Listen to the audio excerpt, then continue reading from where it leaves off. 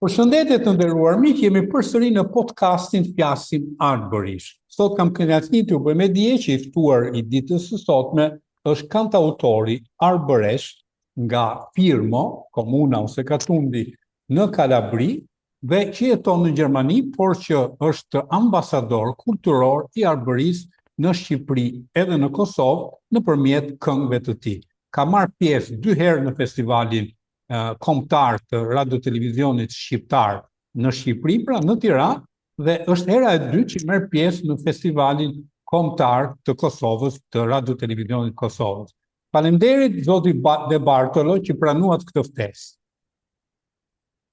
Mirëditë e gjithë, mirëditë a tej, faleminderit për se më mbitove thomenat fjesën çik arbëresh me tej. Është kënaqësi për mua.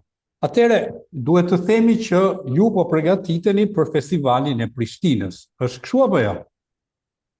Po, jam ditja herë që me vetë, vajta gja vjetë. Sipit, moshtin papane, kam shumë arretje me të këndoj në Prishtinë. Është një festival shumë i bukur, është... Kam arretje më tjetë, se kam mundësil gjë më shumë për arbëreshit. Këngë është një këngë fjati shkujti Zoti Vorea Ujko, ka shumë motë. Pra një pen shumë e rëndësishme arbërisë, një sacerdoto, po që ishte një poet i shkëlqyer dhe ka qenë edhe frymëzuesi juaj në mos gaboj, mësuesi juaj. Na mësum shumë ka ishtë zoti, sacerdoti shprift, edhe poeta mësova shumë, dhe janë shumë miqjetimet në këtu dhe kënë edhe këta ma mësova shumë ka më shpini edhe kur bëni Tirana, bëni konferencë këtë universitet, më shpini atë që kish bën, atë që kish njohur, gjindë që kish njohur, insomma, e mua më bërin që kurios, për të kësish me matën, kur u rritë, edhe kjo është rezultate pse jam e bënjë shumë herë atira, pse e pata ka Zotin. Tashi, mund të se ndoshta kënga ruhet sekret deri në debutim, po mund të na thuash titullin vetëm dhe motivet e këngës? Titulli është Nazenaz, është histori e di dashuruar. Dukshim mi, zëkshin e kënë jetin e tërë gjithmashtë. Me gjitha të edhe grindeshin, apo jo, se dy të dashuruar edhe grinden. Po, shumë. Këtë motiv ka kënga juaj, pra me tekstin e mësuesit tuaj. Kjo teksti, ashtu. Në kësaj që të fjallë si janë, ma sa që vetë il tema, si është. Është interesant, se janë shumë veta, shumë gjindje që bëjnë, jetojnë bashkë, pastaj dhe po zëkën, duken me i zëkën, më ndonjë se dashuria nga dita këtë rinovash, këtë bësh të reja, mos më është interesant. Drejt natyrshëm, do më thënë, besoj që motivet e këngës tuaj me mendimin e mësuesit tuaj janë do me thënë se dhe gjithë kush është i dashuruar e di shumë mirë që në një farë mënyrë grindjet janë pjesë e dashurisë. Kështu që edhe ky motiv do të jetë një shtys për suksesin e këngës në Prishtinë. Besoj unë. Shpresoj, spero. Si thashë më njëre, u kam gjaha rest tjenë këtë festivalit. Dopo ndosë vjen cëmin, është angëra më merë. Në një farë mënyre, ju jeni ambasadori arbërisë në festivalin e Tiranës, e radio-televizionit të Tiranës dhe radio-televizionit Prishtinës. Ju përfaqësoni arbërinë aty, historinë e arbërisë, muzikën e arbërisë, mendimin e arbërisë. Besoj ndihesh mirë me këtë gjë. Ja, është atë që do të thoja është të jesh këtë festivale, të kesh ta kontakte puru me Kosovarë, me Shqiptarë, na silmi gjë që ata në kanë, e na e marmi dhe gjë që na në kemi. Quindi është in merito questa collaborazione, ti me bashkë, jo? Drejt, po kur është festivali që kush e ndjek podcastin edhe t'ju ndjeki ju nëpërmjet live streamit, nëse nuk është në Prishtinë? Festivali është 6, 7, 8, 9 thar. 3 ditë. 3 netët e festivalit. 3 ditë. Transmetohet në live stream, besoj, në faqen zyrtare të Radio Televizionit Kosovës. RTK, Radio Televizioni i Kosovës. Po, më thuaj, ti ke marrë pjesë 2 herë në festivalin kombëtar të Radio Televizionit të Shqipërisë dhe 1 herë në Radio Televizionin e Kosovës, në festivalin era. Cila ka diferencë për ty pjesëmarrja në Tiranë dhe pjesëmarrja në Prishtinë?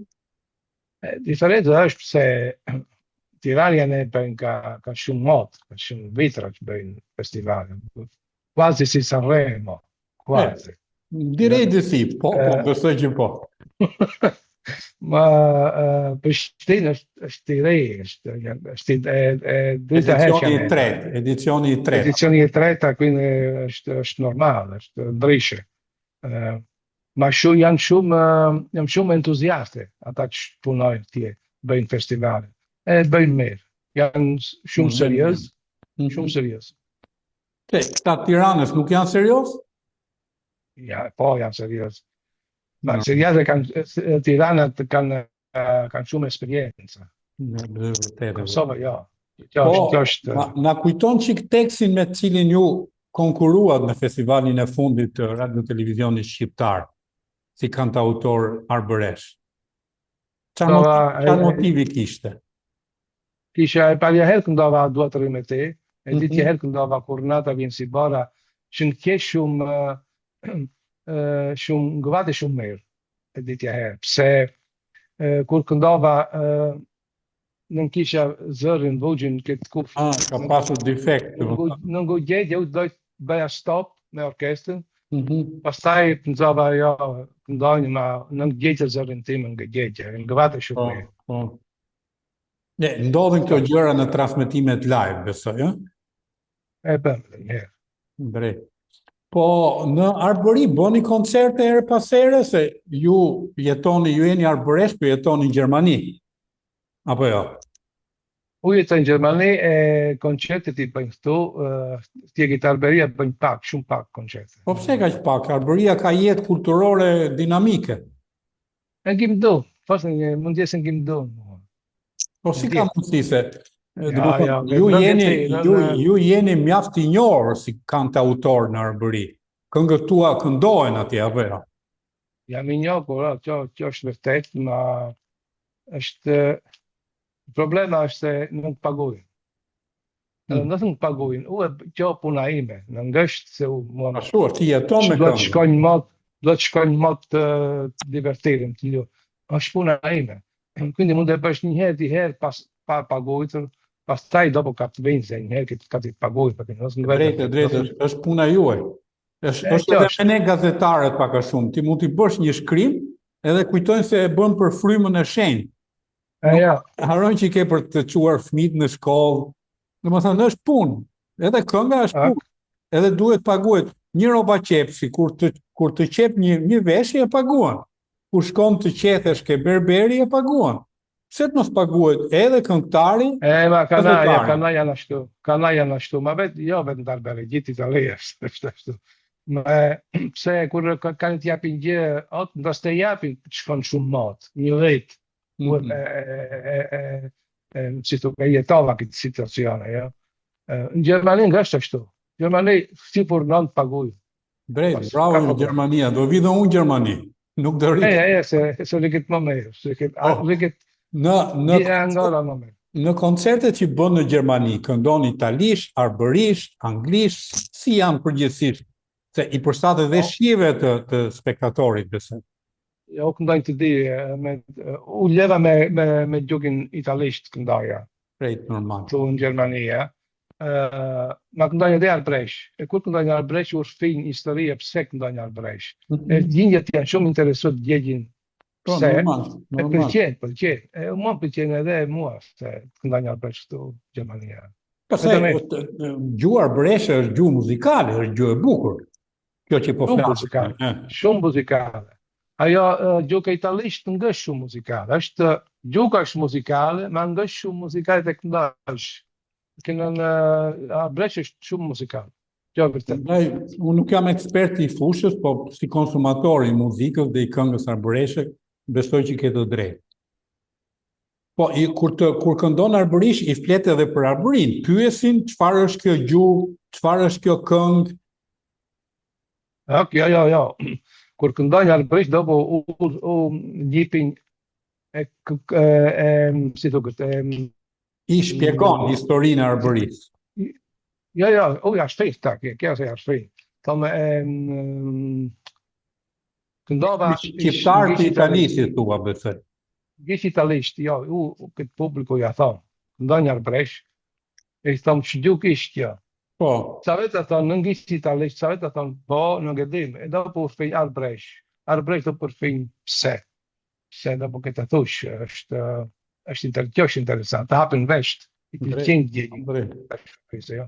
Drejt, të dëgjojnë këtë gjuhë të mrekullueshme edhe gjermanët. Është një gjuhë që mbijetoi mbi 5 shekuj. Edhe është një mrekulli sipas meje. Është unik këtë gjithë bota. Besoj që është ndoshta unike, besoj. Është një mrekulli që kemi detyrë secili nga ne për dhënë kontributin e tij modest që të mos e lejoj të vdes, sepse rrezikon të vdes. Është shumë problem, se gjindja të ikin ka katundet. Trimit ikin, gjovan, ikin. Po le ta mësojnë në shkollë edhe të mos e harrojnë. Nuk e kemi shkollë, në shkollë nuk e kemi, që është problem. Kishtë të bëjnë shkollë, Në një janë bëjnë një program këtë televizion, këtë laraj, është gjatë gjë, është... Po, vetëm për Kalabrin po e bëjmë, duket me më shumë. Me që kishin zgjedhjet aty, e ofruan dhe këto programe, për t'i marrë votë. Vetë Kalabrin, ma është gjatë gjë, quindi janë zunë të bëjnë gjë, pero kanë bëjnë shumë më shumë, perché non mësosin vetë bëjmë këtë programajnë, në mësosin, kanë e mësojnë s'kollë, kanë e bëndë s'kollë. Po, duhet mësuar në shkollë, pa tjetër. Ma pse, është fita shumë herë, është fita. Se njëherë, kur gjithë nga njën kishin televizionën të shpit, më njëherë, e kur djallë të vendë s'kollë të parja detit, non fisin tish italiano, fisin Arbresh. Se në ngënjikin të fisin. Se në shpit fisin vetë Arbresh. Në një është chiaro se nga një ka televizion, është la teknologjia, vate për para, që është normal, jo?